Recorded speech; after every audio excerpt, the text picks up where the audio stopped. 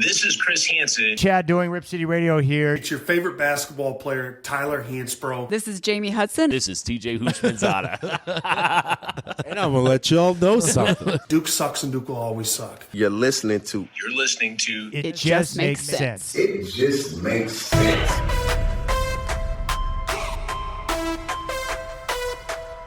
We are sports. We are nostalgia. We are pop culture. And we're funny sometimes. I think overall we're just a good time. They thought we couldn't do it. But guess what? We're back. Podcasts are free, and we can do whatever the hell we want. Yeah. We never knew what we were doing in the first place. Yeah, that is a good point. What the Panthers are doing right now is malpractice. Just because the players didn't work out, that's why you can make fun of them. Bryce Young sucked his first year, but they're not a poverty franchise. He's like, I'm going to punch him in the face after one good game with the Steelers. He goes, Steel got it. Steelers country, let's weld. Well, running backs get old and injured. Everybody gets fucking old and injured, dude. So why are we focused on running back? And who are Speaking we of to losing, call people out on losing bets, okay? We suck at betting. And remember, don't be afraid to fade yourself.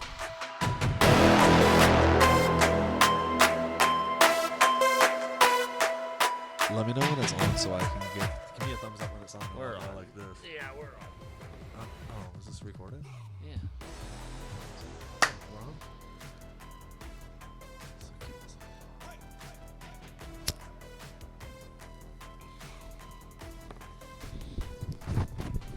You happy now? Give my lighter. You feel hard? You feel 75 Are you hard? Have you guys ever wanted to do 75 hard? No. But I've asked should. Zach about it. And then I didn't text him for a whole year. He's a pussy. Oh, God. Doesn't he, produce a podcast? Yeah, he doesn't even, not even. Maybe we should hire Yeah, him you to guys do do this. need a producer. Or a casting director, because you guys keep dipping back to the well with me. We keep asking you to come on the show. We just go, we'll have an insider on, and then we just go, Jordan, you should come. Next guest is a surprise. A surprise special guest with tons of Welcome insight. back. Welcome, Jordan. For the fifth time. You're a five-timer. This is like SNL. You're a It's a five-timer. pleasure to be back. Is it 5? You're I welcome. just said 5. I don't know if it's 5. It might be. Very well might be. Hello, Bangladesh. Are we listening to in Bangladesh? We're big with the bangs. The Bango Shout out to Sri Lanka. Bangladeshians. Stop digging yourself a Yeah. hole. We may... Who knows? I mean, we might also be in Haiti, but if they can get any sort of technology... I didn't realize this, that I wouldn't say I was making light of this prison break this last week, but Haiti is in some turmoil right now. Yes, Haiti Part 2. We're Yeah. talking about overthrowing a government right now? Yeah, I mean, I was just saying that What? there was a prison break and 3,500 people. It was they gangs stormed the Capitol and the president can't even get back into the country. Speaking of which, It's Haitian, not that type of podcast. Haitian cuisine, very good. You ever been to Con? Haitian cuisine. You're going to talk about how the chicken made you cry? It brought tears to my eyes one time, but the chicken recently, it was good. Con is not just Portland renowned; it's nationally renowned, right? Yeah, number one. You know, there's not a restaurant. in There's not a America. single Michelin-starred restaurant in Portland. Yeah, it's true. Well, I think we looked that up last week or sometime recently. Not a single one. That makes sense. There's no reason. So if because- we're looking at Cannes as one of our top restaurants, it wouldn't even fare to the number 10 restaurant in New York or LA. Wouldn't Michelin even- stars and being a top restaurant. I mean, it's Michelin star is. Michelin star is not something you can just say, oh, they just give those out. Yeah, but just when you because it has a earn- Michelin star, I mean, that does mean it's really good. But you don't have there's- to have a Michelin star to be a good restaurant. Yeah, I'm not saying that. I mean, Yeah, I there's know. so many Yard factors that House go doesn't into have a earning a Michelin fucking star. star. I love how everyone out in Vancouver, Portland, they're they want a world class dining experience. You're not gonna get a world class dining experience out here. Yeah. You're gonna eat well, but Yeah. you're not gonna get a world class. they're not going to be like Memphis or anywhere else where they just like don't give a shit that you exist when you're trying to get any type of service. You know the number one restaurant in New York? It's called Masa. Masa. It's a sushi restaurant, Let me and it's grab this. $1,000 per person. Oh dang! Sounds good. It's just It's like a tiny restaurant. it's a menu right? that's decided for you. It's $1,000 per person. 1 pound fee. Do you leave full? You think? Probably not. Yeah. Oh, you for sure leave full. That's kind of the thing. Like, I mean, don't at that It's point. I mean, like French Laundry in yeah. in Napa, it would be like small French dishes that is more for the garnish and the look. You know what I wouldn't ever do? Go to Applebee's. Get American barbecue in Italy. Maybe That was kind of a that bozo was- move. that was pretty He's a fun. jabroni for that. Yeah. I think Braxton's really committing to being the barbecue guy. That he's like, I gotta go to one in Italy. Yeah, just to say Didn't that he you have did. a American barbecue trucker hat on in the first photo he sent Franklin. I think he did. us? Never change. Yeah, well, lean into it. What a patriot! You know, when you get He to a definitely certain stormed part, the Capitol. you're Jan either 6, baby. you're either like History Channel buff, you're like smoking meats. Well, You like get super into a certain Craft type beer. of craft beer or trades of some variety, and, Or and soccer, like those dicks. some people lean into all of the above. Arsenal. okay, then let's figure out our friend group. Who's leaned into what? I think it's safe to say Braxton has leaned into smoking meats. He wants to be the barbecue guy. He does want to be Follow the him. He does want to be the barbecue. Follow guy. him at B Town's Barbecue. You have leaned into just the same, Cooking, probably. yeah. Being Barbecue. the dad. Being a dad. I am just the team, the group dad. You've leaned into soccer heavy. I haven't like leaned into. Oh, you soccer have. heavy. You're a I fucking like soccer. you're a I jabroni. got into. It's the sport I like. Mitch hasn't really like He's leaned jumped into, in with he's both fashion feet. and model. He's all about high fashion and that type He of is. shit. What have I leaned into? Food. No, that's always been a big Yeah. part of my life. Yeah. But I've never leaned into like cannot be smoking meats or contained. barbecue. You cannot. Be I follow the contained. same sports. I don't know. Smoking, drinking, eating. I've been doing that forever. Yeah. You're naming everything that I've been doing for a long time. I mean, Like, that's there's just what nothing- You just lean. You just gambling. You've turned into the gambling guy. I've been gambling Yeah. forever. Yeah, dude. but you turned into a big. You weren't as big of a gambling guy Jordan. until you started this pod. Before I started this pod, you could say I've slowed down since I Yeah, started that's this probably pod. true. That might be true. But when we were hanging out at the House of Beef, you weren't like The rest, as degenerate. the as rest you is are. still unwritten. It's hard to be a degenerate when you were broke. Back in the House of Beef. Mm-hmm. Back when we were getting drunk on PBR. Yeah. And shandies. No one got off of drunk. fucking Drunk. I on did. shandies. I That might was have. just you That in was me. Montana trying to force. If it you're on drunk everyone. off of shandies, you deserve all the bad things to happen to you. Like people draw on your shit, fucking gorilla mask, everything bad, you deserve it. Okay. If you're drunk off of shandies. Well, If know what I got was ever into? around somebody who got drunk Your off of wife? shandies, I would have started the gorilla mask. I would have enough. It is pretty funny that I hadn't seen you guys in months, and I was like, "Hey, I'm coming over. You go bring some beers." And I had just had these shandies at the Mariners game, and I was like, "All right, this was good." And that's what I showed up with, a 6-pack of shandies. What the fuck is this? I was the let you in. Yeah, and here we are. Hey, a Pete, I gotta decade say, later. really love the work you've done on the studio. This is incredible. You like it? Yeah, we've this got is the beautiful. 3 cameras set up. We've got and what's Where do I look? anywhere. This is your dedicated one right there. Yeah, there you go. Shout out. When you have a hot take, just turn to the one like where your head has to turn like 180 Yeah. really aggressively. Like What's funny is that he's going to do the hot take and stare directly into that one. And it's going to be such a doofus move. Oh, man. it's on brand. That's very true. I'm not smart. just wait till you see your new studio in that big ass house. Yeah. Really love what you've done with the place. though, Thank honestly. you. It's I'm beautiful. very. A month from now, we'll have the new studio, so we'll be very excited. Well, welcome to It Just Makes Sense. Welcome, Jordan. And welcome to the Smooth Sounds. I think this might be the first time you're back where we're not doing punishments. Lucky for you. Yeah, that's probably true. Would yeah. I be punished? I've never lost. I think that I have $150 in my DraftKings right now. Okay. I do think that the last time that you were here, or at least one of the times, you left very quickly after you had to suck out liquid out of someone's belly button, even though it wasn't your podcast or anything like that. But I do it for the gram. well, Jordan's making his comeback, but also Delilah has been making her comeback. Do you guys know Delilah? From the radio show? Yeah. So a guy has been on the TikTok and has brought back Delilah in this whole thing. It has created a movement, and like everyone kind of like this brings back instant nostalgia here. Is that your buddy, Alex? Did you have a busy day today? Rushing to meetings, trying to take care of business, taking care of everything except yourself. Well, now's the time you need to do that, don't you think? Kick off your shoes, take off the tie, sit back, relax, and enjoy.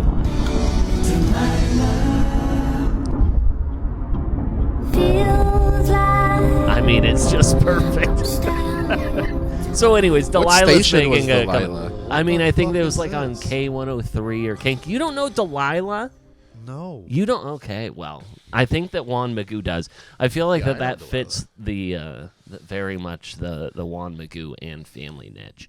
If you haven't heard it, she's not around anymore. No, she is. She is? She's very much, yeah. And then she's gotten onto TikTok after this whole resurgence of people doing these little, reenactments of her. So one of those like late night radio, there's like the ones where it's like. That is the song that she would play after that. Feels like. It's Donna Top Lewis. 10 all-time songs, by the way. I love you always, forever.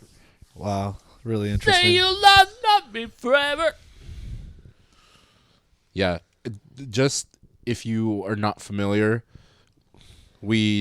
Peter likes to do a bit of ridiculousness, just a bunch of clips before we talk about sports. That's Okay, all I have. that's fair. That's actually legitimately all I have. Have you in guys the, seen the clip of the grandma singing "Down with the Sickness"? Is that a new one? You gotta just turn it on here real quick. Just Where would I find that? on YouTube. Here we go. Do you feel it? This is from 7 years ago. This is good, dude. I know, you brought it up like it's fucking new. Do you feel that?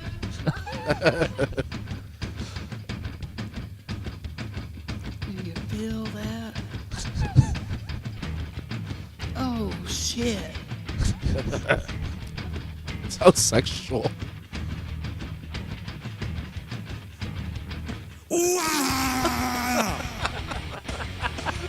Who's that? That's Bob. That's all we need to hear. That's all I want to see. What the fuck is this? Is the grandma done? Nope. Drowning deep in my sea. Oh my god. Broken your silver Oh, they're taking turns. All right. Will you give it to me? It seems what's left of my human side is monster slowly karaoke. changing. We've only got 3.5 more minutes of We this. don't need to watch the whole thing. I'm not gonna play it. Look at my own reflection when suddenly it changes. Violently it changes. Oh no. There's no. This is why people karaoke songs they know. Now you All right, that was the best minute and a half of your day. Hopefully, there. You guys want to hear another one? No. Oh God. Well, hold on. We gotta hear one more because these same people do Kid Rock. ball with the ball, the bang. Ball with the ball, the bang, the dang. Come on with it. Set the boogie, sit up, jump the boogie. Oh my gosh. Ball with the ball, the bang, the dang, dang. Diggy, diggy, diggy, set the boogie, sit up, jump the boogie. Ball with the ball, the bang, the dang, diggy, diggy, diggy. Set the boogie, sit up, jump the boogie. Kid Rock cover by Bev and Bob. Ball with the ball, the bang, the dang, dang. Diggy, diggy, diggy, set the boogie, sit up, jump the boogie. It just makes sense. All right. Well, this is quickly taking Are these a turn. Kid Rock is an American hero. how many hits does this video have? This one's at 61,000. That was from a year ago. So, do you think that if you were to go onto one of these like America's Got Talent things, that you would legitimately have a thing, or would you be one of these people? I would be one of these people. Yeah. I don't have. I have no talent. I think That's it's- why I'm on this podcast. I think it's like the Nigerian America's Got Talent when those two guys keep going. They said like they can read a book in 4 seconds. So he said, I can read 1,000 pages in like 5 seconds or some shit like that. And he goes, blah, blah, blah, blah, blah. And then the judge goes, all right, tell me what you read. He goes, I don't know what I read. I just told you I could read 1,000 pages in 4 seconds while throwing out gibberish. Yeah. Thanks for coming to my child's birthday party. Yeah. No, you did send a nice gift. I appreciate that. Thank you. You're gonna learn how to draw. I'm gonna learn how to draw. You and Brody are gonna learn how to draw all the parents. You just missed out on seeing that scary ass fucking obstacle course. No one made it out. No one made it out. Everyone's dead.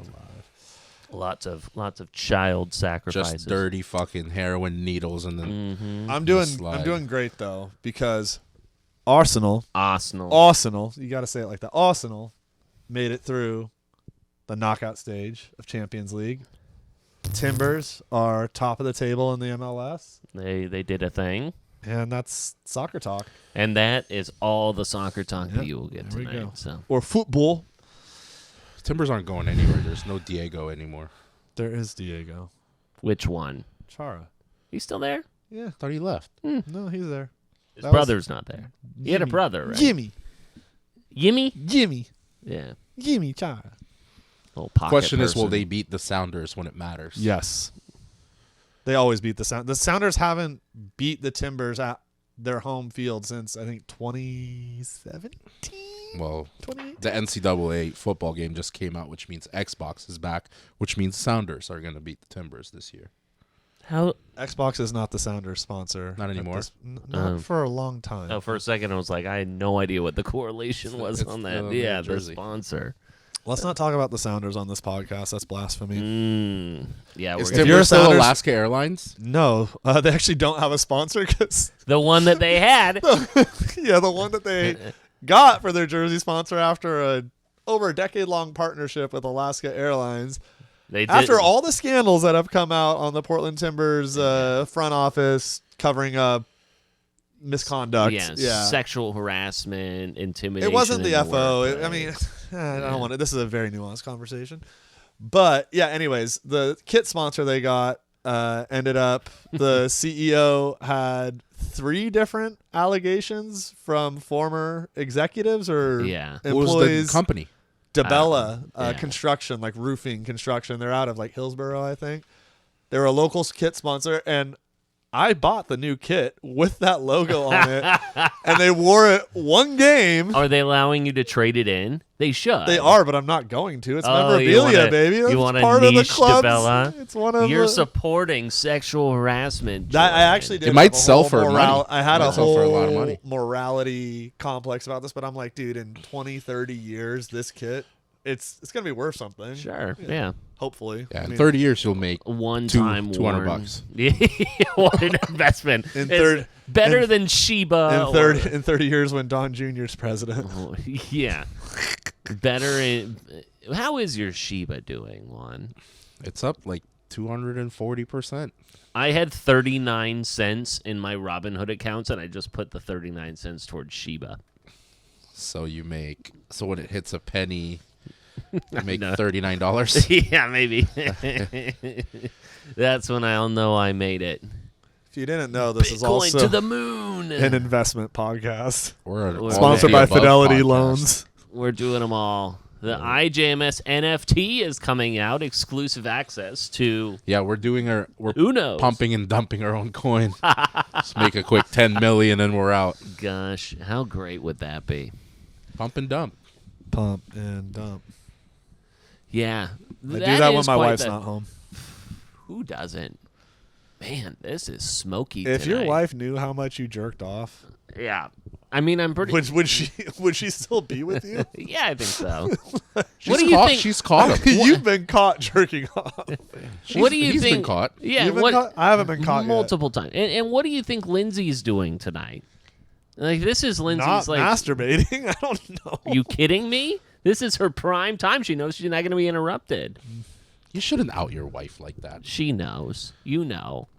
Yeah, but you don't say All it right, to the fine, fucking I'll world. delete it. And you don't put it in the perverted dude's head. That's true. I know he's gonna. I can't stop We've thinking- lost him for the rest of the night. I'm here physically, but I'm there mentally. Yeah, you are. I'm sure you are. Lindsay. Kinley. If living is without you. Can you just like get it over with the Duke Carolina stuff so we can just move You on want to talk from about there? that first? Just get it over with. Get it College over. basketball's I not don't- relevant, dude. I don't want to Except for stew it's on it. so relevant. Duke Carolina. Why not? We'll start with that. I don't want to stew on it. Know that it's coming. that just it's coming. just get it over with. Does Caitlin Clark play for Duke? Is that No, she does not. She plays for Iowa. She is going to be taking a pay cut next year by going to the WNBA. But Duke Carolina, they let's see, Cormac Ryan lights you up, or whatever. And Cormac's a cool ass name, by the way. Well, yeah, he popped off against Duke, and Juan Magoo, your thoughts? It's not about talent. It's just it showed how soft the Duke team is. And Their why- coach is really soft, complaining about court storming and stuff. That's the only thing I've seen about college basketball, and it's court storming is a big issue. That's old apparently. news. But why do you suppose that this year's team is soft? Is it just like the new age player in which this is, or No, because you always the style that Duke is recycling 5-star one and done talent, and then you run in. Remember 2016 or 2017 when Jason Tatum, Harry Giles, that Duke team ran into a senior-filled South Carolina. Mm-hmm. North Carolina's filled with a bunch of transfers, older players, and Baycott. and Baycott, who's been there for 40 years. Yeah. And Cormac Ryan's from Notre Dame, who was a baller at Notre Dame. He Yeah. transferred there. Duke had John Shire had a game plan of shutting down R.J. Davis, who's the conference player of the year, held him to 9 points, but didn't account for the other anyone guys, else who's yeah. going to be fucking wide open. Yeah. It's just the game wasn't about who's more skilled. It was about who was toughest, and Duke got exposed. They're not tough in that game. Hopefully that changes in the tournament. Freshmen. But they're a bunch of soft. Like Filipowski's soft. I hate to say it. He's talented, but he's fucking soft. And I saw that he was trying to trip some guys there in the first Yeah, he half, fell, and then he Grayson Allen he extended his leg. I'm like, that's not a good look. He already had Grayson Allen. Like you're adding to the hated white guy Duke, Christian Laettner, Cherokee Parks, Grayson Allen, and JJ Redick, and now you. Who's tougher? JJ Redick hated? JJ Redick was probably the most hated Duke player outside Christian Laettner. Who's tougher, Duke, this year's Duke team, or what we saw in the LSU South Carolina women's basketball championship? At least fight? The wannabe fight? the SEC championship basketball. I think this is what's wrong with a lot of the sports fans who shit on women's sports, especially women's basketball. It's like, oh, women's basketball is fucking boring. There's nothing to get excited about. And then Right. shit like this happens where it's like, oh, it makes it a little bit more interesting, but then those women get judged for Right. being too street or too fucking aggressive. I'm like, I love this shit. I love that Angel Reese is fucking throwing a little chicken wing. I'm like, I'm giving this shit to you all day. Yeah. What do you think of Ken Mulkey basically saying, why don't She's a you fucking pick on quack. someone your own size type of a thing? Like the brother that jumped in onto the court. Yeah, what was that about? I thought at first that was a security guard, but apparently that was a dad or No, a it was, brother. it or was, something. it was a chick who Cardoso's got truck brother. stick. The chick who got laid out. It was her brother that came out. Or Flo J from LSU. It's her brother. Damn, yeah, that was wild. Luckily, LSU look like a bunch of punks. They got punked by South Carolina. It was awesome. I liked the energy. I was all for it. It's way more entertaining than men's college basketball. Tell you what, South Carolina is not. There's no one that's going to stop them. Yeah. They haven't lost a game in 800 games. Don Staley has led that team to an undefeated season, almost so much. 3 years in a row, and they are not gonna be you haven't even heard about UConn. Caitlin Clark. Iowa's not gonna. Caitlin Clark is Iowa. No one's gonna stop. South Carolina. There's a lot of talk, and I think that we referenced this a couple weeks ago, where Jay Williams was talking about how Caitlin Clark isn't a great player because she doesn't have any championships or anything Jay Williams like that. can shut the fuck up. I also hate that argument that you're not a great player if you don't win championships. Right, there's plenty of great players. I really don't like that argument, and this could go for. We could do a whole podcast talking about this, but I don't think it's the only deciding factor. But I think it's been proven in history that the best players, so we consider the best players, that is something. I think it works for how they say it, for how the people like Michael Jordan or Kobe says it, but I don't think it works the other way around. I don't think you can say that Robert Horry is a better player than Charles Barkley. I don't think you can say that Steve Kerr is a better player than Patrick Ewing because Steve Kerr has 5 championships. Right. But what about Steve Nash or Derek Fisher? Right. Steve Nash is a better player. Yeah. So I don't think it works the other way around. Steve Nash or Kyrie? Kyrie. I think Kyrie is one of the best basketball players ever.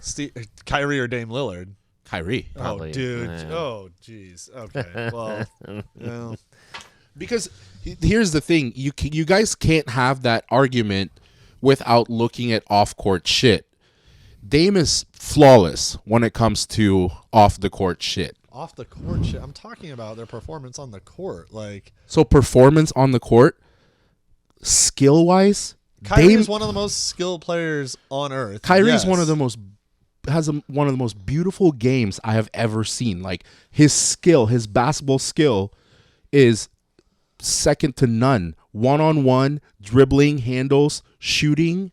Dame's clutch. Dame is Kyrie very would clutch. never have won a championship if it wasn't for LeBron. Who would have won a championship if it wasn't for another person? This is a team but game. I'm talking about Steve Nash, though. Steve Nash is he is the greatest. No, he's not. not. Jason Kidd. Greatest distributors? John Stockton. Steve Magic Johnson. I'm sorry, Steve Nash doesn't even come close. I know he has 2 MVPs, but John Stockton is, in my opinion, the greatest point guard outside of Magic. I think that if I were to go you put one-on-one Kyrie versus Dame or anything like that, Kyrie would murder him. I think so too, but I think that at the end of the game, when it's on the line, I want the ball in Dame's hands. The one thing Dame has over Kyrie is Dame is clutch. Dame is clutch. Dame He might is be clutch. statistically. I remember doing a story on this. Obviously, the stats have changed, but there was, at least to a certain point, everyone was talking about Steph being the greatest shooter of all time versus but is Steph more clutch? No, Dame actually, in this generation, has one of the best has some of the most clutch numbers in the NBA. But I cannot believe I'm getting smoked out. Yeah, on both hey, sides be more of you. aware when you're smoking. No one complains because I'm aware when other people are there. You're literally blowing your cigar smoke his way. Doesn't bother me. That's why I've been sick for the last 2 months. That's why I've been sick for the last 2 months. Have you ever heard of the term studio gangsters?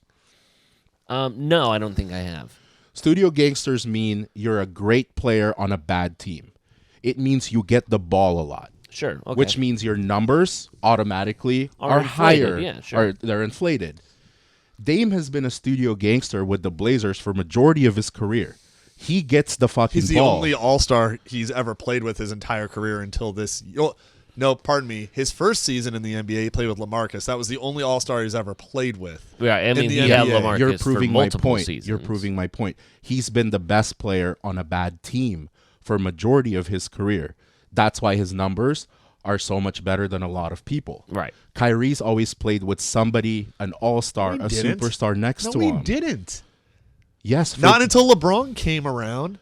Yes, Jordan, I'm saying for the majority of their careers, Kyrie only played by himself for like 3 years until LeBron got there, and he's played with an all-star and a superstar since. He has been more notoriously on super teams than Dame, for instance. So if you're comparing numbers, yeah, that's the reason why. Kyrie's also spent more time being injured, not being on the floor, suspended. You can say a lot of off-the-court shit. But basketball skill-wise, Kyrie is superior to fucking Dame. He has a 50-40-90, which I disagree with, but yeah. People who live here will always, I understand that bias for Dame Lillard. He's not that great. He's fucking clutch. And he has studio gangster numbers. That's who Damian Lillard is. And if the Bucks win a championship, you can chop off one of my fucking legs because I guarantee you it won't happen.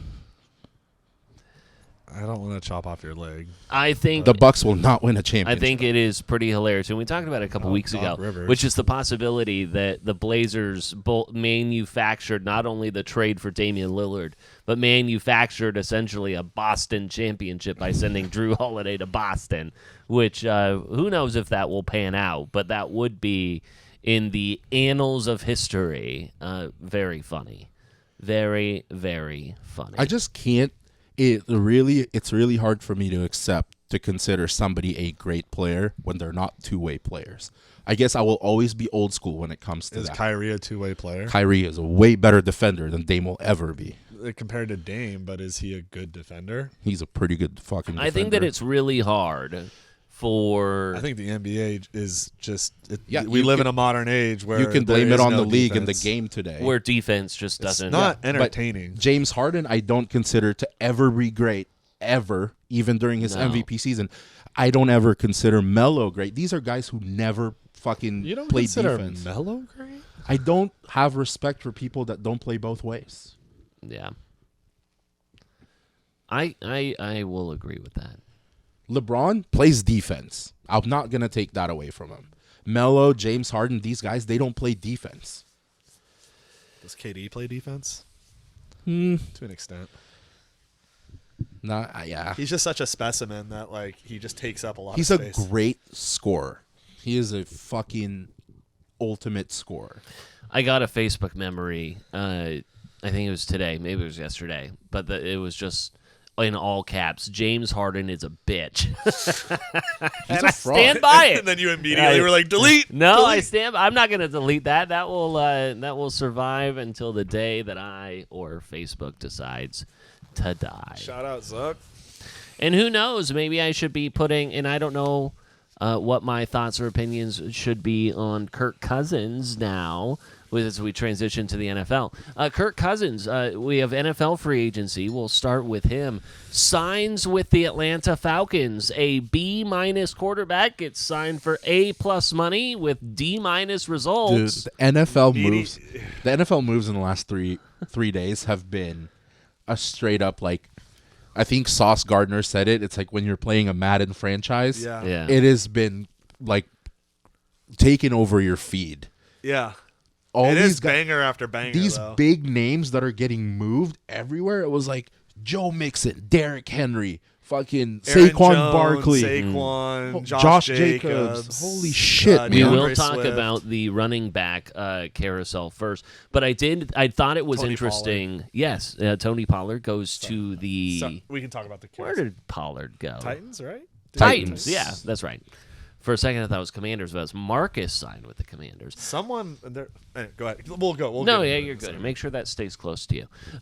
So let's see. So we have Kirk Cousins to the Falcons. That was obviously the kind of the biggest fish in a way. It wasn't the domino that fell first, but I thought that it was kind of interesting. Again, the guy gets $100 million guaranteed with $180 with the incentives. You like that?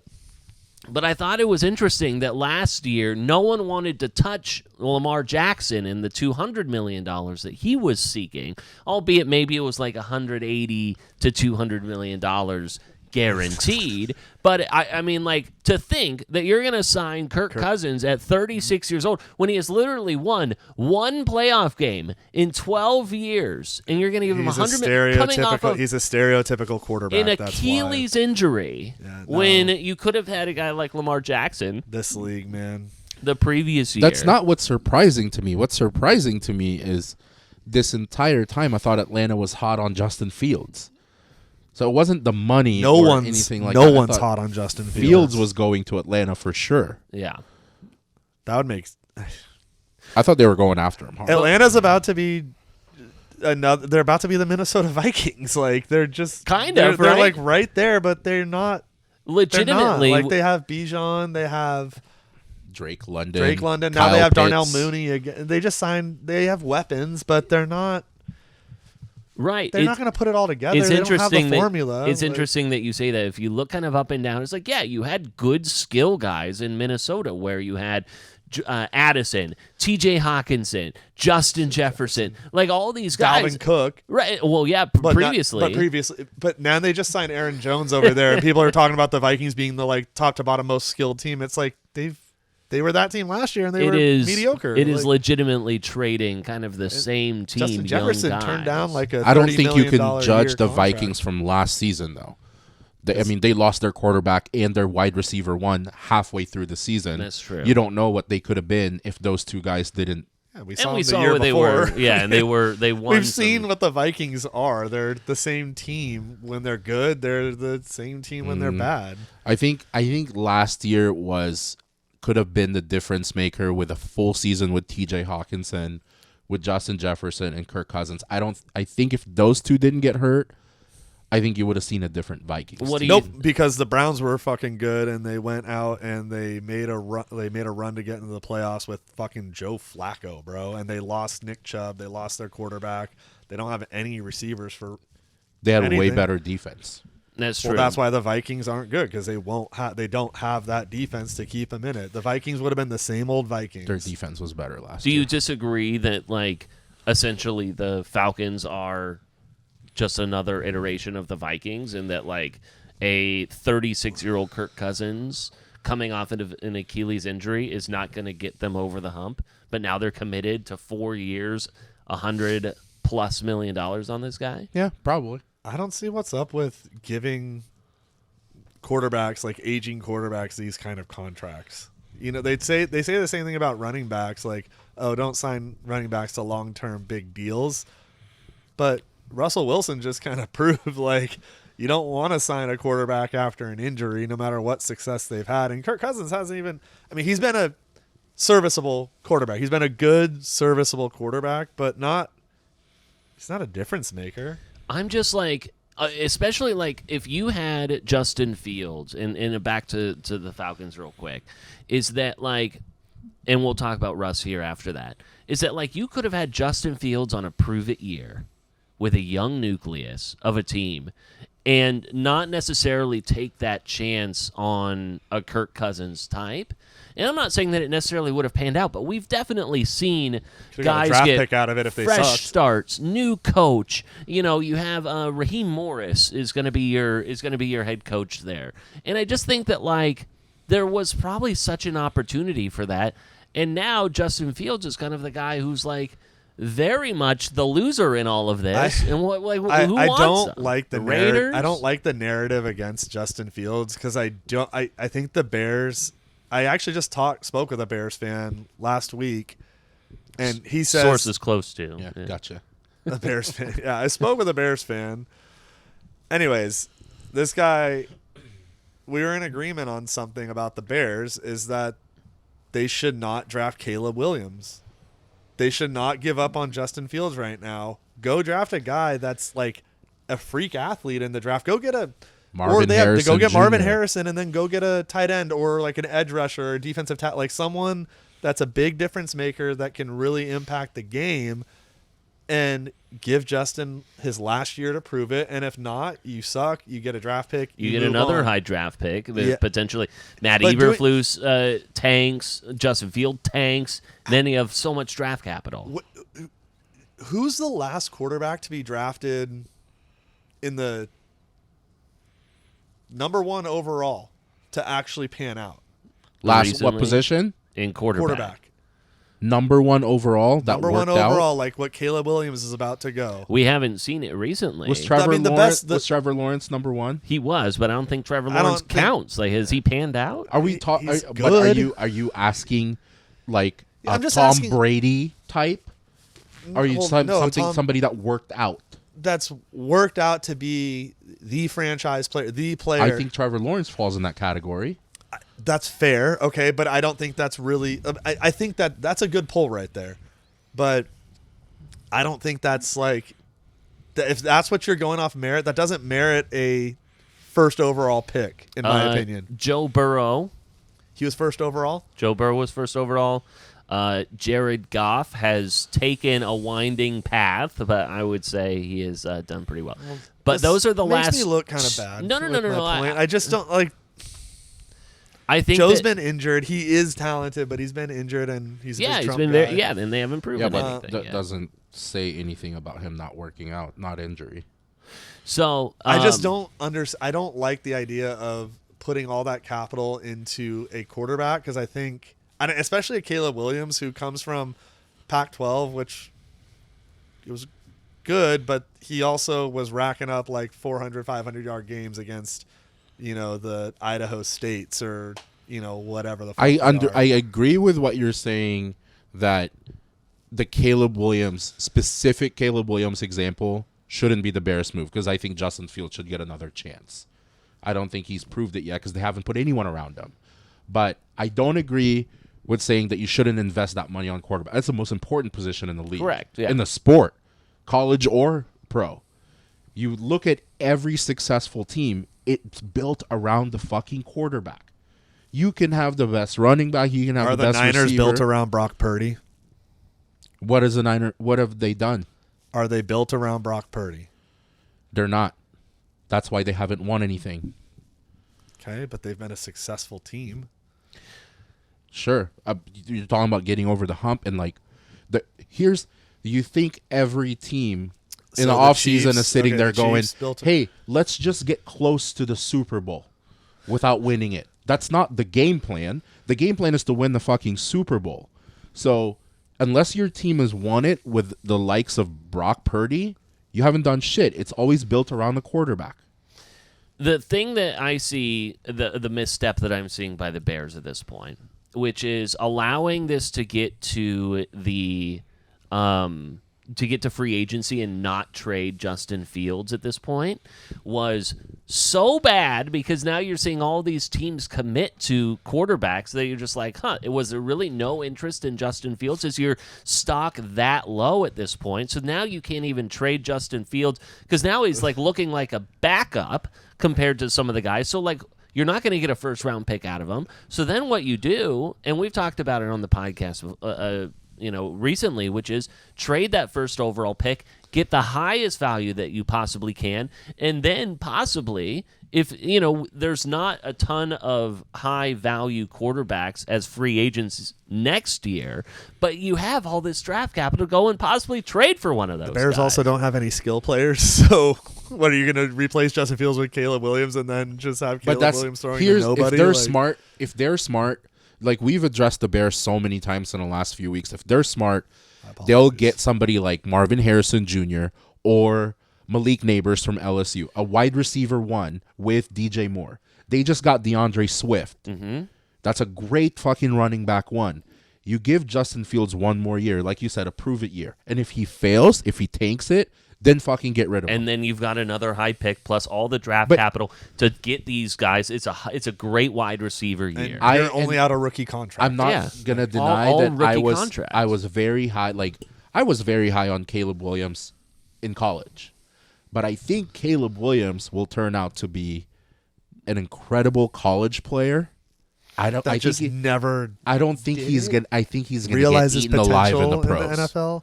Yeah. Because the thing with Caleb Williams is he is going to become a scrambler in the league. He will. And he is he's never proven with the teams that he's played throughout his college career in Oklahoma and USC That he can handle pressure. that he can handle the speed and the size of NFL. They're faster. Yeah. He'll get eaten alive, man. Like, I don't think it's gonna work out. I mean, how is he any different than Justin Fields at this point? He's not. That's I think that's the whole argument that this is based on, is how is he different from Justin Fields? Which you're trading if you're talking chess, a rook for a rook, or a bishop for a bishop. You know, like it's same fish, as Juan Magoo likes to put it. Just maybe a younger fish at that point. Also, one more thing. Yeah. Most inept franchise in the NFL: Colts, Bears, any other suggestions? Panthers are pretty bad. No, it's Bears. It's Bears. You think the Bears? Close. Yeah. Cardinals? No, can I just kind of break through? So, someone broke this down, because obviously the Panthers have made a lot of moves recently, including trading for the first overall pick, which they got Bryce Young for, but they essentially traded away Caleb Williams, Christian McCaffrey, DJ Moore, a top 10 first rounder. 2 more first rounders in 24 and 25, a second rounder in 2023, all for a 1-year rental on Brian Burns, Bryce Young, and 2 fifth-round draft picks. I don't understand what the Panthers did as an organization. You got rid of DJ Moore and Christian McCaffrey. You got nothing out of that. And Caleb Williams, or whoever the first round. I absolutely hate these what if lists. This is not. I mean, this isn't what if. This is like Neil This is O'Shea's. absolutely a what if. This is dysfunction. This is outright. This is when absurd. people say you gave up these picks and they start naming the players that were picked on that specific round or that. But we just said he got rid of Christian McCaffrey and DJ Moore, and this is what they have to show for it. This isn't a what if. This is you got rid of the picks are a what if. It doesn't mean that if they kept those picks, they would have ended up with these players. That's all I'm saying. These are all like bogus what ifs. And like, just because Christian McCaffrey is absolutely killing it with the Niners doesn't. It's like he wasn't killing it with the Panthers. He was injured more so with the Panthers. But what the Panthers are doing right now is malpractice. The thing with the Panthers, I'm not disagreeing that they're shit right now, but you've seen one or two bad seasons out of the Panthers, and all of a sudden they're poverty franchise. Like, with David Tepper as your billionaire owner, that is going to be a dysfunctional franchise. That's like, the Portland Trailblazers got rid of Jermaine O'Neal, and now he's a fucking all-star. It didn't work with that team. So they had to go somewhere. It's not like, the player's absolutely killing it, so we just keep them forever. Yeah, but you got to get something out of them. You got to at least get something out of them. They did, but the players didn't work out. That's why it's easy to judge them. If Bryce Young killed it like CJ Stroud, you wouldn't be making fun of the fucking Panthers, would you? Might not. Exactly. Just because the players didn't work out, that's why you can make fun of them. If CJ Stroud bombed it with Houston, you could be like, look at what Houston gave up to get a bum like CJ Stroud. Bryce Young sucked his first year. They're the laughingstock of the fucking league, but they're not a poverty franchise. You've seen a good Panthers team. You've seen a good Cardinals team. When's the last time you've seen a good Bears team? When they went to the Super Bowl with Devin Hester. How long ago? Brian Urlacher.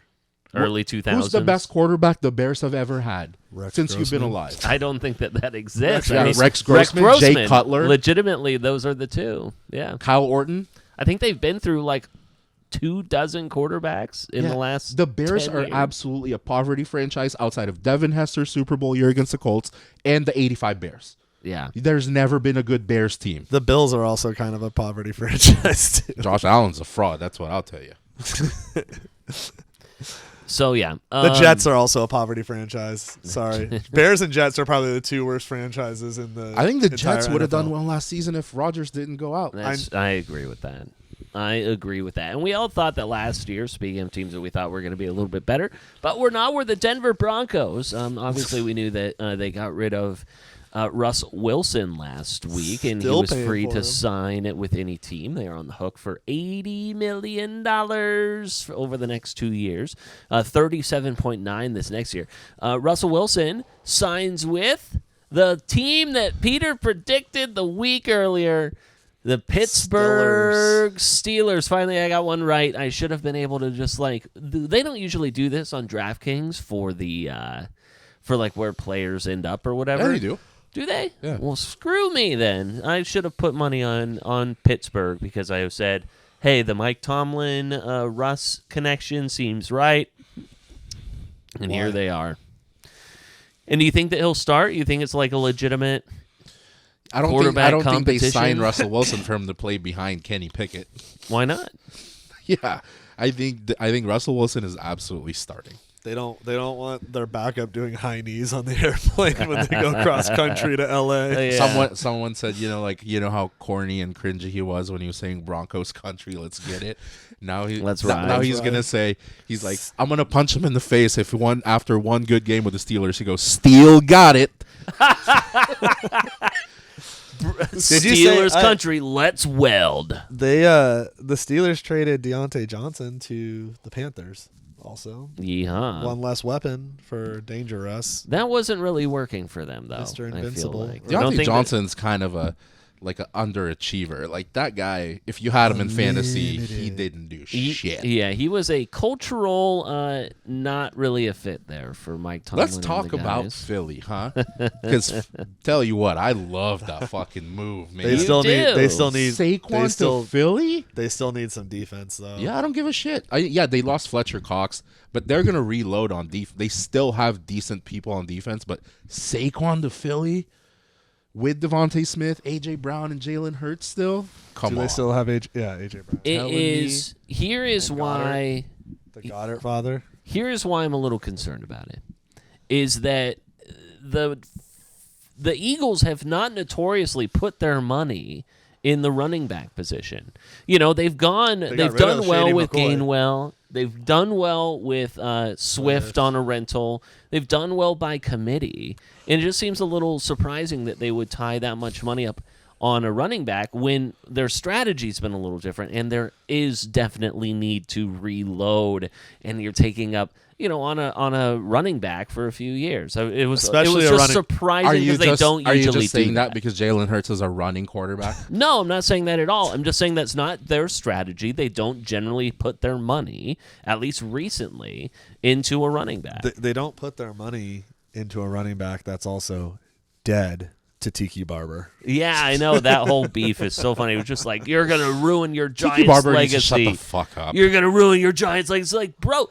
He's not even the good Barber brother. Rondé Barber was better. They didn't even want him. They didn't even extend any money to him. So he's like, who cares about loyalty? He begged the Giants to pay him. Yeah. He begged them for 2 years or 3 years to pay him, and they wouldn't. They paid Daniel Jones over him. Yeah, and now they're talking about loyalty. Give me a break. I don't agree with your take with Philly, though, because I think we've always viewed them as a running back by committee, and Jalen Hurts is a scrambling quarterback. He gets most of the rushing yards. But if you looked at...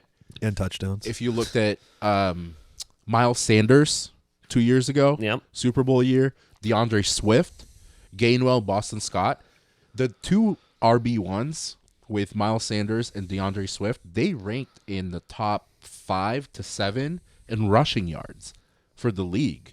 They were good. So they're using them, and they're using them big time. Like, these guys were getting 800 to 1,000 yards for the season. Now you got somebody like Saquon, who's not only one of the best running backs in the game, but is a great pass catcher out of the backfield. Is he a great pass catcher? Saquon is a great pass catcher. Yeah, I feel like I've seen him drop a lot. Anyway, okay. Well, never mind. Outside of injuries and outside of how they were being used, like, it's hard to count Saquon's... It's hard when you're... But Brian Saquon's Deboul career when you have Daniel Jones and all these guys, but we've talked about this before. Who do you take at prime peak with no injuries, Saquon or McCaffrey? They're mirror image of each other. I think they're the same fucking player. I just saw something about Alabama quarterbacks, and they had like Jalen Hurts, Tua Tagovailoa, Mac Jones, and they had another. And they basically had all these stats about why they're busts. And I was like, Jalen Hurts is top 5, top 6 quarterback in the league. Tua is top 12. Like, what are you saying about Alabama quarterbacks? They're thinking about AJ McCarron and Mac Jones. Yeah. So while all I'm saying about that, I think that as a RB1, I think that the Saquon Barkley move is good. All I am saying is that when it comes to the money You're side of focused on the things, money. I am focused on the money because they had Swift and Sanders and Scott and Gainwell. All these guys were getting paid like $2 million a year. I was just looking that up as we were kind of having this conversation. So that's all I'm saying. It's like you had 4 guys in your backfield for the same amount as one guy. And so just like this kind of committee thing or guys who are, and so who knows, it could pan out. It's just like, again, it's kind of risky business to be paying running backs, especially like older running backs. It's a risk to pay anyone, tie up your cap into any one player because they could get injured at any moment in the NFL. True. But a guy like Saquon who's that's proven when he's healthy. That's my problem with that take, because you have the NFL's take when it comes to this. It's like, why do running backs get the short end of the stick when it comes to, well, running backs get old and injured? Everybody gets fucking old and injured, dude. So why are we focused on running backs? Why are we looking at Austin Eckler like being done after one bad year? He's not done. Saquon's not washed. Washington Redskins. None of these guys are Austin fucking Eckler? washed. And Or Washington you're Commander. comparing a committee of the fucking Eagles compared to Saquon. You take those 4, you can have them all fucking day. I'll take Saquon over 4 of them. True. I don't give a shit about that. I am hopeful that they are able to rebuild, or at least like have guys Retool. step in. They don't need to on- rebuild. They're retooling. on the offensive line, especially because you were nothing without Should that. Nick Sirianni be their coach? I don't know, and I think that I we'll don't see. think, I don't pretty think I quickly. think that matters less, because the 2 coaches they just added, I think, are going to make a difference. I feel like he think royally Kellen fucked Clemens up last year. Or is it Kellen Clemens? The guy from Kellen San Diego, Moore? or San Diego. Oh, the guy that was at the Chargers. Yeah. Is Yeah. it why am I getting him mixed Kellen up Moore. with the Boise State quarterback? Yeah, Yeah. Kellen Moore. Kellen Moore. So Kellen Moore and the other guy Who's that the just other came guy? in, I I don't think know is the going to other one. offset how bad Sirianni is. Yeah, I think Sirianni's bad. Yeah, so let's see. They had Vic Fangio as their defensive coordinator, Kellen Moore, the offensive coordinator. I think Really that'll be like good. the Italians The whole Matt there, huh? Patricia move is fucking stupid. So Yeah, well, he's once gone they now, fix so. that, they're good. Yeah, What was the Matt Patricia move? I'm sorry. They had him as a fucking defensive coordinator Yeah, last year. he They started calling tanking. plays. Yeah, it was terrible. But we've talked about the carousel of players going here and there. Josh Jacobs to Green Bay, Derrick Henry to Baltimore, Tony Pollard to Tennessee, Aaron Jones to to Minnesota, Minnesota. DeAndre Swift to Chicago, Eckler to Saquon Washington. Did Eckler go to Washington? Yes. All right. there you Mixon, go. the Texans. Oh, that's a good move for the Mixon Texans. was traded to the Texans. So of those, so we've already talked. Let's take out the Saquon, because we've already talked about that. And that's the best one. Derrick Henry to Derrick Baltimore. Henry to Baltimore is the best signing, you think? Yes, Yeah. absolutely. Baltimore's going to murder people Derrick next Henry, year. Lamar Jackson, Mark Andrews, Zay Flowers. Dude, unless Lamar gets fucking hurt, the Ravens better be able to figure it out, because that's a good fucking line. Yeah. The only, if I can play devil's advocate on Do they that. still have Justice Hill? Yeah, who gives a shit? They have yeah. Derrick Henry. But Derrick Henry and Justice Hill as a 1-2. is Keaton still- Mitchell, I think, will be. Is Gus Edwards gone? Yes. Probably. He went to...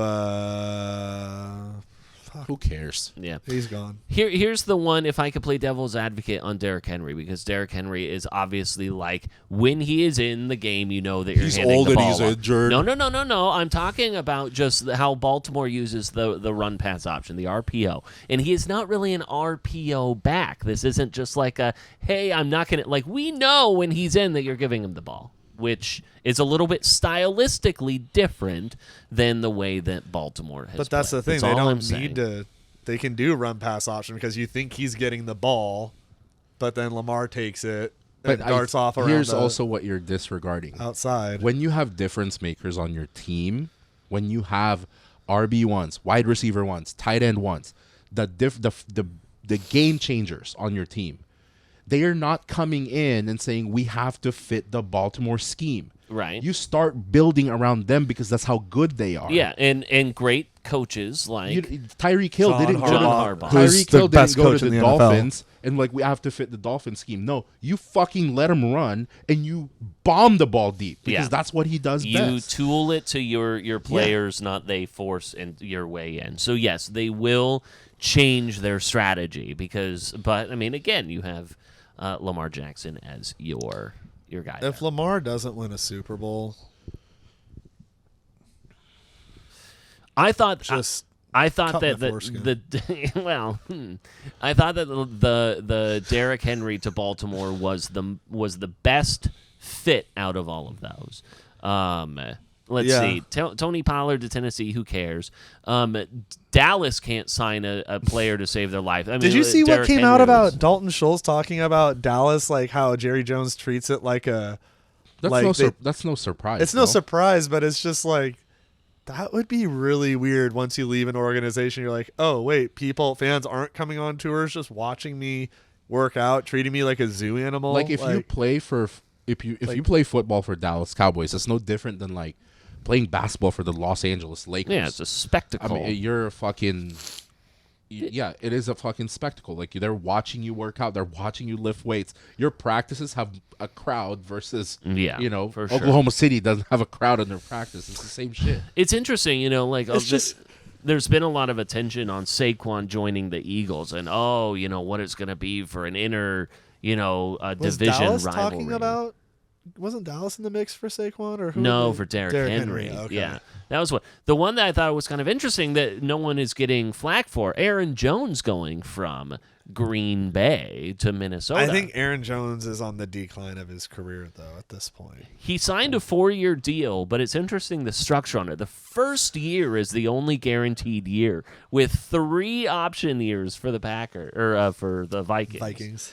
I thought that was interesting. Josh Jacobs going to the Packers could be big, but is Josh Jacobs going to keep it up?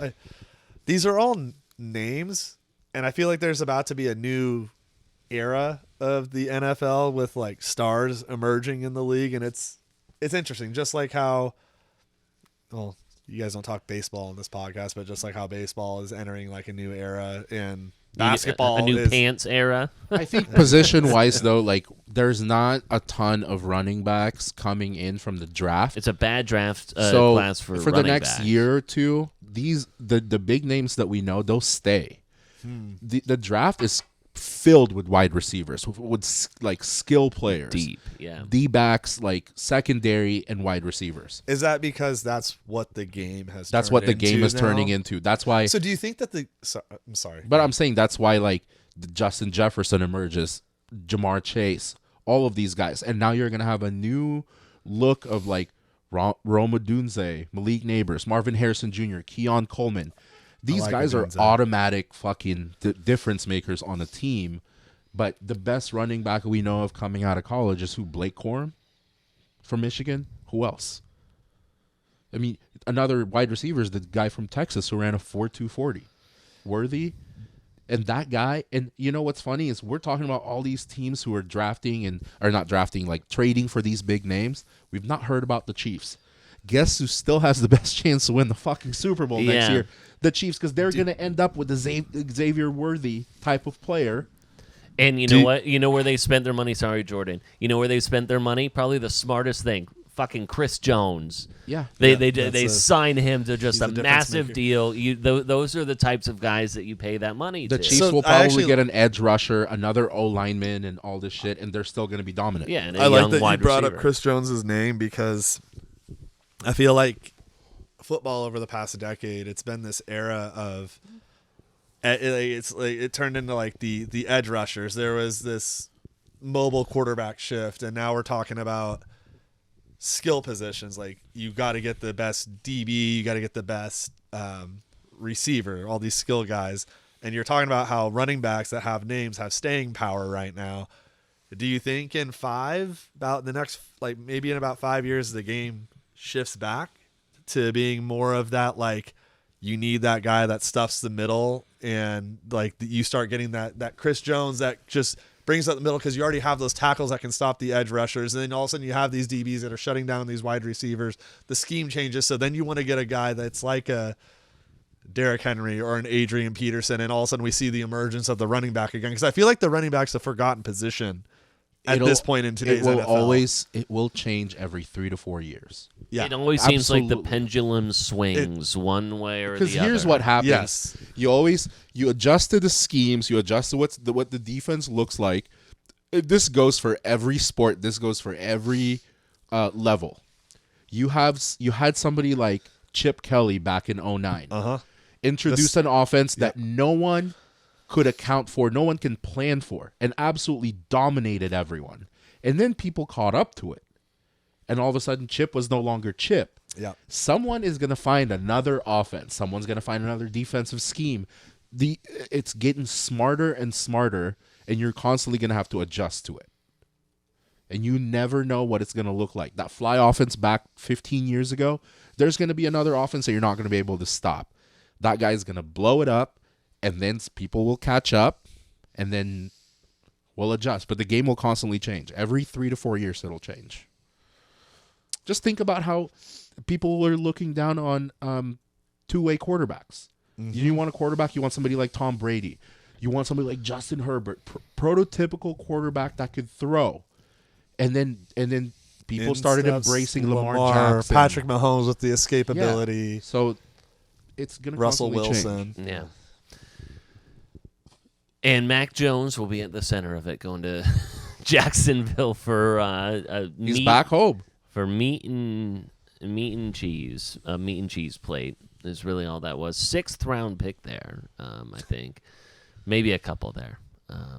He's back as close as you are to getting released, but that's what you are.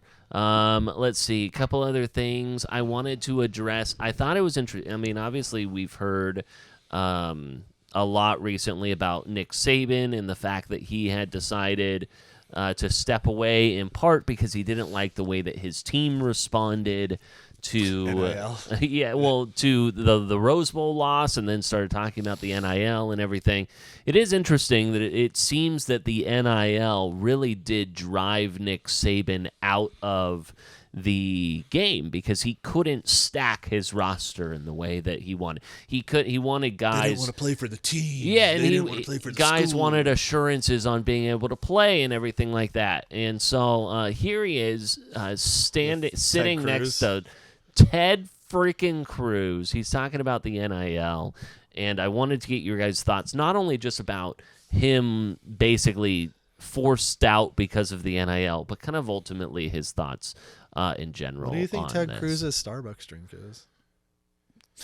All right. There you go.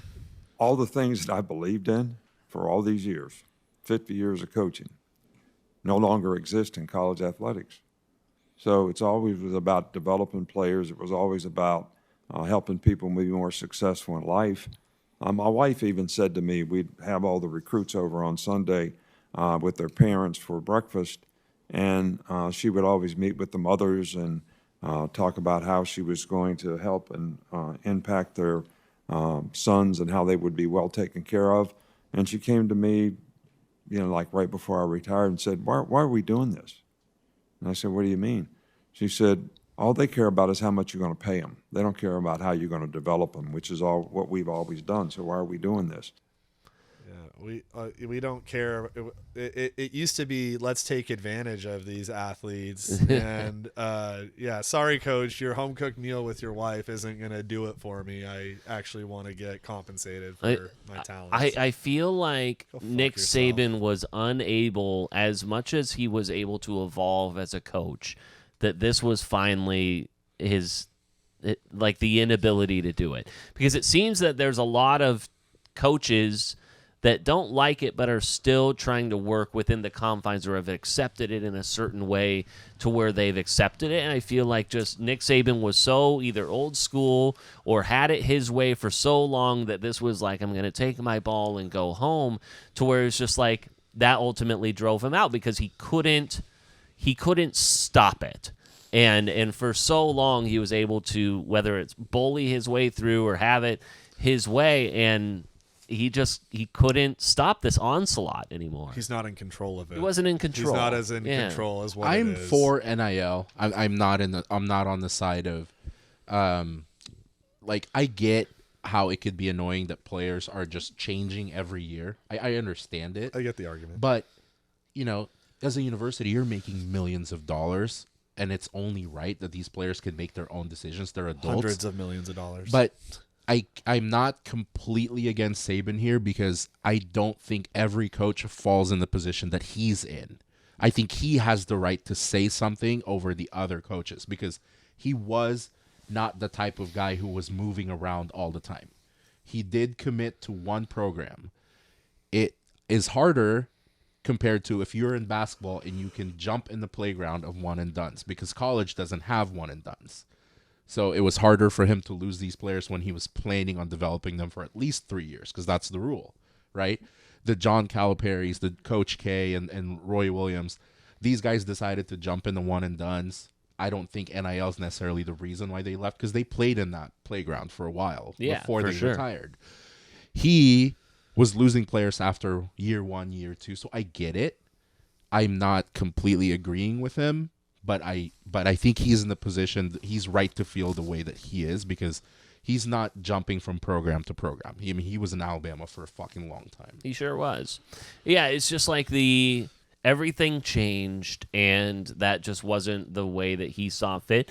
And I think that he, outside of coaching, now as an analyst, has the ability to sway public opinion. He's now sitting, I don't know, on a senator? with a United States senator on, Capitol Hill, probably trying to influence the decision to swing it back the other way. And I think that he did talk about wanting to fix NIL, and I think that his post coaching years will be to figure out. And there is NIL, it became absolutely the most buttoned up, no wiggle room, no gray area to just an open But playground. I think NIL's also in its early stages that there's a lot of kinks to be worked out. Absolutely. It's like the internet. It's like But honestly, there's a way for it to be fixed where it's more of a smoother transaction. I think NIL's not going anywhere. You got to embrace it, but you can put in rules for a player to not play for a program and Pizza Hut's going to pay them to go across the country and move. I think if you're starting to pay them, you got to treat them like a pro and have a contract. They can't just transfer every single year. Put something in where if you decide to accept money for this program, you stay there for at least 2 years. You can't just move every time if you have a bad season or something. I'm not a fan of one and done in basketball. I think that's also why I don't find basketball especially men's college hoops, very appealing because these guys are just there as a stopgap to the NBA, most of them.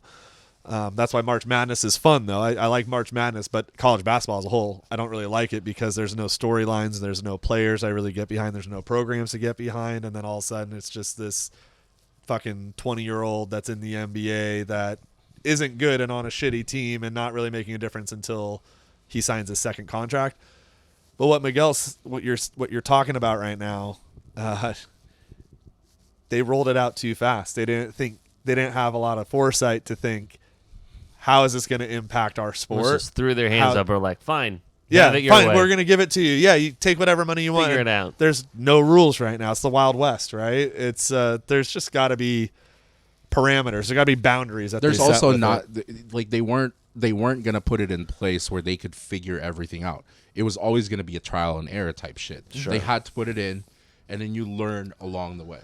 There's no meetings where you're like, okay, it's perfect the way it everyone's is. trying to work the out. system, bro, and they're going to continue to try to work the system with what they can. There's always wiggle room. And while the NIL will evolve, I mean, there's the possibility that here in the next few years, you're going to have breakaways of the SEC and the Big Ten to, kind of. We're going secede we're going down from the NCAA, Super League. We're going the Super League route, which is what's thing true. Is, NIL has affected secede college from football in kind of a negative way, with players jumping, going from Jackson State, going to Colorado, following whoever. It kind of affected college football in a negative way. It affected college basketball in a positive way, because players are no longer in a rush to leave. It's true. The normal one and dones are staying for their sophomore year, their junior year, because they're making enough money and they want to win a championship. It means more, especially when you're a blue blood program like Kansas, Kentucky, Duke, North Carolina, they're wanting to stick around. I don't want to say it's true yet because this is like the second year we're seeing it. So I guess maybe we're seeing some guys, but I would like to see how this pans out after 4 years with NIL in place. But let's see. We have, if we're talking about the NCAA, we can shift to the tournament a little bit. We have some automatic bids that have happened in the Horizon League. Oakland, for the first time since 2011, are in. The Coastal Athletic Association, the College of Charleston, they were in last year. Northeastern Conference, Wagner, 2003 was the last time they were there. Samford clinched their spot in the Southern Conference. Then in the Sun Belt, we have James Madison. And let's see, they were last in 2013. And then in the Atlantic really? I feel Sun, like James Madison, I feel like they're always in. But I don't. Well, this one says 2013, so I'll believe that. I'll believe that. I'll believe that over the Atlantic Sun Conference. Stetson, they were last in. This is their first time, it looks like. Their first appearance in. The Missouri Valley Conference, you have Drake. They were in last year, so they're back in. Longwood from the Big South, they were last in 2022. Ohio Valley Conference, Morehead State. They were last in 2021. I saw this on DraftKings with like the odds. Best sporting event of the year. Super Bowl, March Madness, NBA Finals, World Series, World Cup. World Cup's every 4 years, but you can throw World Cup in there. Are you gonna say another one because the World Cup's the only one you can actually say? Yeah, maybe like, let's take the World Cup's World the best Cup sporting there, event. That's global. That's huge. So Super Bowl, World Series, NBA Championship, March Madness, MLS Cup. I know. I love the first weekend of March Madness. I don't think it's even close. I think March Madness for me is the best sporting event. To have like 16 games in one day or whatever, 8 games in a day, whatever it is. I think either second round or Sweet 16 round of March Madness is pretty fucking awesome. But I love the chaos of the round of 64. Yeah, 32. I mean, first weekend is March Madness is pretty cool, but the problem is that I don't pay attention. No, I don't. Myself and a lot of people don't pay attention to college basketball until now. Now and March Madness. I guess it depends what so sport you're into, but like as much as I love football, Super Bowl doesn't even come close to March Madness. That one Sunday doesn't come close to. Oh, I love Super Bowl 3 Sunday. weekends of fucking just. Yeah, I mean it's a full month, madness. really. Yeah, I mean it's because you're going to have conference championship this week, which will then clinch these, and you'll go right into the tournament with the first 4, and then let's see, on the 18th, I believe. What are we looking at? A week from Thursday, so that's like. I guess we also miss like college, like New Year's Day college football and like college that's pretty championship. Great. But yeah, that's pretty great. Yeah, I guess it depends what you're into. Like college basketball is my number 1 sport, so I would lean towards March Madness. But I feel Masters. That's pretty good. Yeah. At official IJMS, whether it's New Year's Day or their New Year's 6, Super Bowl, March Madness, or whatever else, we would love to hear your feedback there. Let's see. We are. What are we thinking in terms of? I mean, Duke's chances here in the ACC championship and otherwise. I don't care about the conference tournament. Doesn't mean that much. I think like if you're a fan of a team in the conference tournament, if you have a dog in the fight, if they win, you're like, oh great, that's another banner. But if you're that type of program, you're not counting conference banners, But sometimes I've watched these ACC Unless tournaments, you're a and team I'm like, that hasn't won very many. So if you're like with Duke, it doesn't matter. Yeah. But I'm like, if your team's in the conference tournament, you almost want to like. Sometimes I root for them to lose, so they can have more. So they rest. know what it feels, and they know what it feels like to. Yeah, maybe, and they can rest up leading up to the tournament. But I don't know. Like, I feel like this is the same Duke team that's gonna run into Tennessee like last year, and get overpowered physically. It's just not. I need toughness, and I need you to be physical and be able to handle the bullying that you're going to get from juniors and seniors when you face Tennessee and Houston and UConn. Sure. I don't know if they have that. Let's see. Houston, Connecticut, Purdue, Auburn, Tennessee are your top 5 in the Ken Palm rankings. I'm still very high on those top 2. I think I always pick 2 teams to win the national championship in my brackets. Duke's always one of them. Yeah. And then it's just a matter of who I pick for the other one. And this year it's Houston. Yeah. I think Houston's you had a good chance of winning the title. Let's see if I can. You know who doesn't? Fucking Gonzaga. You know, are you thinking that, okay, so in the Ken Palm rankings, Gonzaga is number 15 at 25-6. Don't you think, though, like, I mean, they've always been that, like, the number 1 overall and the best offense, whatever. Is there pressure at all off of a team like Duke Gonzaga this year? No. Back to you, Jim. Here's the difference with Gonzaga. They could come in as a number 1 team, and then they run into a powerhouse where they clear their fucking tourney with no challenge, and they're not able to compete because they haven't been through the trenches like other teams who have a tougher schedule. True. But you're talking about a Gonzaga of this year. That doesn't tell me that it gives them some sort of motivation because they're not the number 1 team. It just tells me they're not good enough.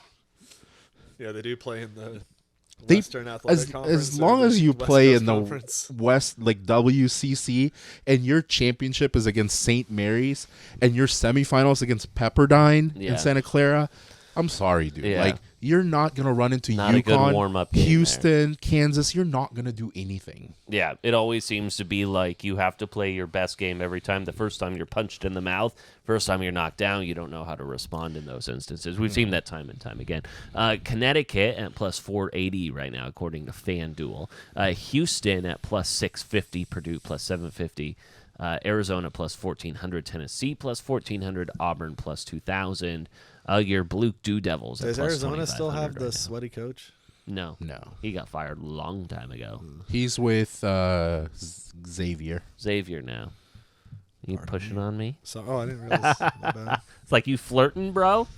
You flirting, you get a little footsie. Arizona was a number 5 team in the country, and then they lost to USC. That was pretty great. Yeah. Well, because they got Bronny. Bronny dunked all over him with 5 points total. I mean, despite the fact that, like, you know, Those were all the highlights from that game. plus 480 and plus 650, despite the fact that there will be 68 teams at the start of this, still feels like, you know, hey, those are decent odds. I'd take those for those 2 teams. Well, I'm telling right you, now. first weekend, that Thursday and Friday, I'm going to be at A&A. You coming with us to A&A? I'm going to be at A&A. Yeah. Let's do it. I'm gonna walk in with a wad of cash. I'm placing bets all fucking day for 2 days. Yeah, come join us at A&A. First round, Thursday and Friday is gonna be the best I'll be time. at the craps table, baby. No, sports book, man. Bring me my drinks. Well, the sports book is right next to the craps table. You know the because one, you had the to go one and place table, the one those craps bets, yeah. table next to the sports The one book. craps 2. table. The only NBA note that I have is the fact that Ben Simmons out for the year once again, and I Dude, want when is just Ben quit. Simmons just like just be done. He's not even a subject. look anymore. at this at this point. I have this. He doesn't want to graphic up. play. He's The last it's sad, honestly. 3 seasons, obviously the red games that he didn't play, the green that he did, and this was the one where he was like, "This year, oh yeah, I'm going to be back and better than ever." And look at all that red.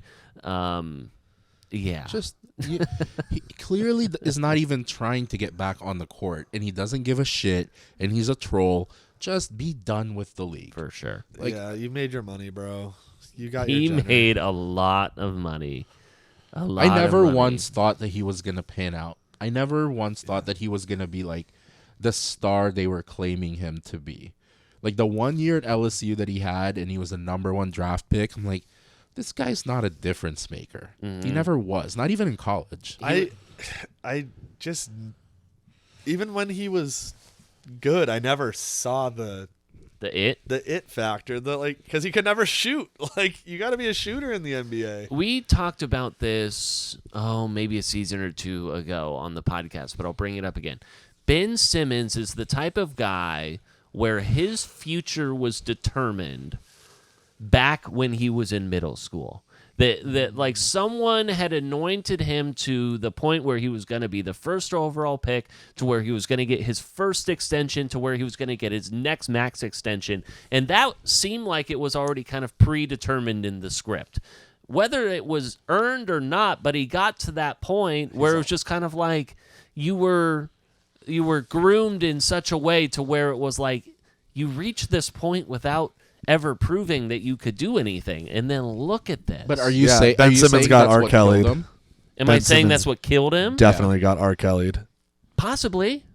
That he didn't like work for it. But are you saying he's the only one where in middle school it was determined? Because I could name you 10 players right now where that was. I also suppose them. you could be right. Yeah. I mean, LeBron, Kobe, Kyrie. Yeah, probably any of these guys at this point. Yeah. James Tatum. Harden was that in high school. Someone is identified. I'm Tatum. sure, yeah, I think that's probably a good point. A good call out is that like all of these guys are identified in AAU. But the difference is all the way through. Every other guy we named understood that when you're the best in high school, you're not the best in college. So you have to work extra hard. When you're the best in college, you're not the best in the NBA. They put in that work. He had no interest. Ben Simmons had zero interest in improving his game. He never called a trainer that worked with the Bulls and worked out. He never called lethal shooter and worked on his three. You know who did? Look at like somebody like Grayson Allen, a role player. Have you seen Grayson Allen this year? Grayson Allen's the only guy with like 2 games in a row with over 8 threes. He's dropping 28 points, 30 points, 28 points in 3 games in a row with Phoenix. Someone like that who was not anointed from middle school can improve their game. Why can't he? Right. He had zero interest in improving. It became a joke. He became a joke. Because he is a fucking joke. Yeah. He's a fucking joke. Like Ben Simmons is garbage. He is the lowest common denominator. And again, I think that this goes back to and whether or not load management a thing. Like, I mean, he didn't need to worry about how many games he was going to play because he was on that guaranteed contract. He wasn't going to be playing for an MVP or any additional thing. So again, it goes back to whether or not I love guaranteed contracts to a point because you see this and you just go, you know, where was the heart here? Where was the toughest thing about guys like this determination? who has a name, a household name, because he did come as a number 1 draft pick, is They get money for their name. they get money for their name, but they're also not the type of guys that you can send down to the G League. For sure. You're There's just too stuck. much around them. You're You're stuck just with too much them. around Yeah. them. You can get a James Wiseman for the Warriors or Jonathan Kuminga, and if they're not working out, send him to the G League. See if you can get better. He's not that type. Right. So if he's not working out, you're just stuck with him. And it becomes a circus of releasing, sending him to another team, not working out, and it's just a vicious cycle until he's out of the fucking league. And power we're done. struggle. He just doesn't want to play, man. Just a power struggle. I was gonna look up here Ben Simmons' contract. Let's play the game. Let's play the game. How much has Ben Simmons made in his career? Overall career earnings for Ben Simmons. Any Not thoughts? deserved. If it's over $75, I'm gonna be pissed. Career Oh, earnings. man, career earnings. He's earned over $250 million. No. no, not 250. quite. No, No, he's he's not Kevin at Garnett. no, he is at 180 million. Is where That's he's at. fucking high, That's dude. really high. Yeah. Well, I just Jesus. wanted. I was thinking Actually, it'd that be might be high. wrong. Hold on, I think That's I'm wrong. way I think high. I think I'm wrong. He is at 203 million. Was my fault. I did not have career earnings. So I he just was had- over 200. God He's at damn. over 200 million. Talk about undeserved money. Jesus who Christ. has I wish deserved I it had less? Ben Simmons' life, honestly. Yeah, would you rather have Ben Simmons or Kirk Cousins' life? I mean, both those guys. Ben get paid. Simmons, I'm Ben not Simmons. doing anything. That's right. He hasn't done anything, and he's kind of gotten away with it. He's kind of He gotten away with can't it. keep getting away with this. You can't get. Just a bad back every year. I have a bad back. Yeah, right I'm now. just not I have a feeling bad it. I back. just don't Yeah, like you've had that. back issues, right? Bad Yeah. back. Sciatica, man, it's acting up. Jesus. Yeah. He didn't What a feel like joke. showing up to practice, so his agent goes, His back's acting up again. Yeah. All right. Okay. All right, can't argue with back issues, man. Maybe someone should stop blowing Who do you- your back out, Ben. Who do you think Blake is the Kyrie. next like superstar in the NBA? Like Shai emerging Gilgeous superstar? Alexander. Shea, and I think that Shai, Anthony Shea. Richardson. Anthony Edwards, Yeah, Anthony Edwards. Why did I say Anthony Richardson? because he's a Colts quarterback. That's right. Anthony Edwards. Anthony Edwards, Shai, definitely. Those are two. Yeah. I think those would be my Is top it Shai or is it Shea? It's Shai. He said it's Shai. two. It's Shai. Yeah. I said it's Shai. You said Shai it's Shea. Gilgeous Alexander. Did I say Shai or did you say Shea? You said Shai. I said Shea. That was my bad. Shai. I think those are, and I like Anthony Edwards. I mean, we've talked about it before. Anthony where Edwards is fucking good. I saw him live He's this year. very good. There's a. So you know that Paul Pierce and Kevin Garnett does a podcast together, right? And it's very like Opinionated and it's not only opinionated, but it's very uncensored. I mean, they're talking like they're not on camera. Oh yeah, And Paul- they're on like Showtime, right? Yeah, like it's very HBO. And Paul Pierce, as you know, is kind of like a clown. Like people don't really respect He's him. a doofus. People don't really respect him. But he's doubling down as not being humble, where he's like, well, if I had LeBron's teammates, I would have won rings too. Like that many rings. So he's just making himself look worse. In this one podcast episode, Paul Pierce goes, all right, KG, who do you think are like dogs in the league? I'm talking like dogs. And, you know, he's trying to make a point here like the league is soft. That's the whole premise behind what he said. And KG was like, bro, what the fuck are you talking about? That's a long fucking list. And he goes, no, it's not. That's not a long list. Don't give me that shit. I'm not talking about puppies or chihuahuas. I'm talking about dogs. I'm talking about pits. Pits from the fucking yard. And he's trying to make this point, and KG just fucking clowned on him. He was like, dude, Julius Randle, Jason Tatum, Jaylen Brown. And Paul Pierce like, I can go with you with Randle, but Jaylen Brown, Jason Tatum. And he started disagreeing, and KG like leaned forward, and he goes, Randle will fucking bone you. Jason Tatum will bone you. Jaylen Brown will fucking bang on you.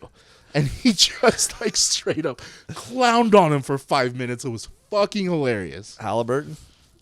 I think he named the entire league that would stun on Paul Pierce, and he just shut him up. And he's like, all right, well, That's fuck. incredible.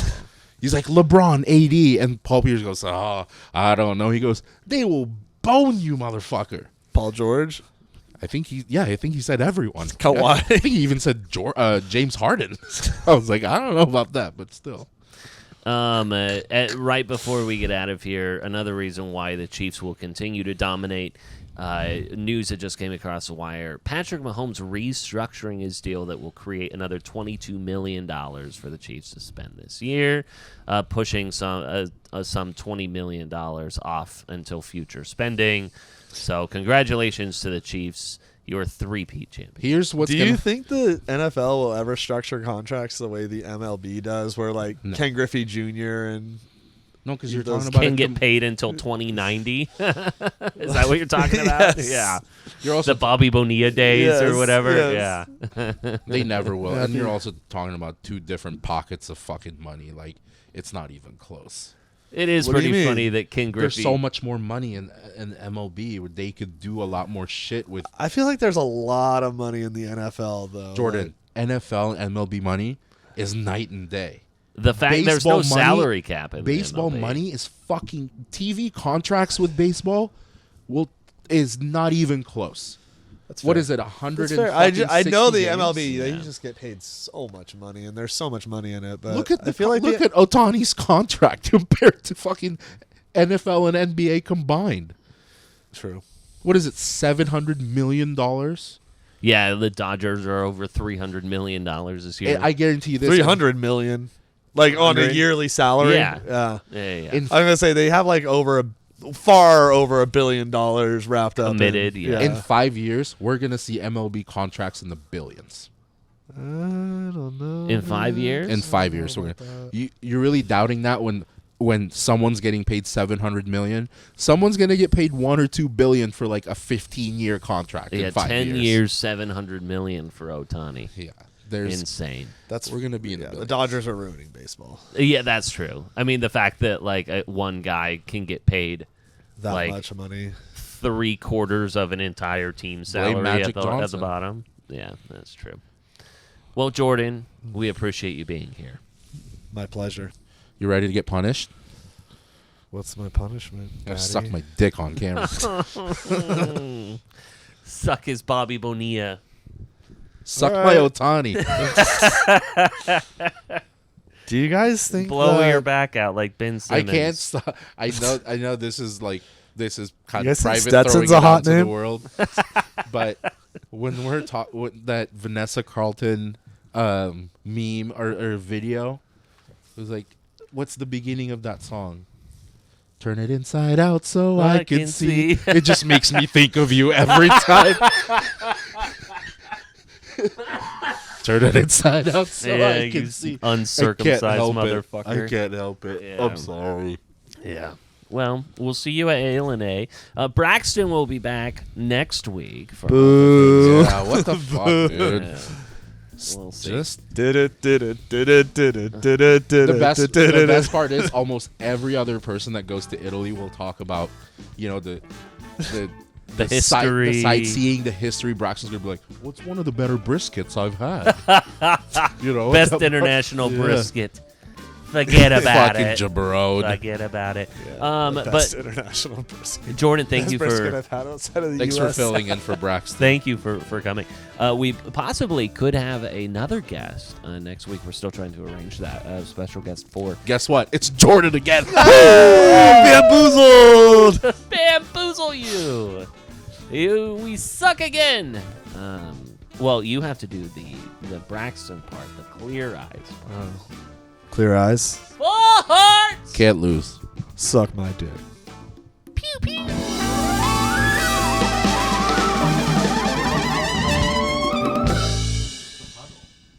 Like, there's no player going. Full hearts. It's like halftime, like fucking getting the beat round up, and here he goes. Coach Taylor. Hearts. All right, you ready to kill fucking East Davis High? All right, boys, clear eyes. Full hearts. Okay, you're benched. Yeah, you're not playing.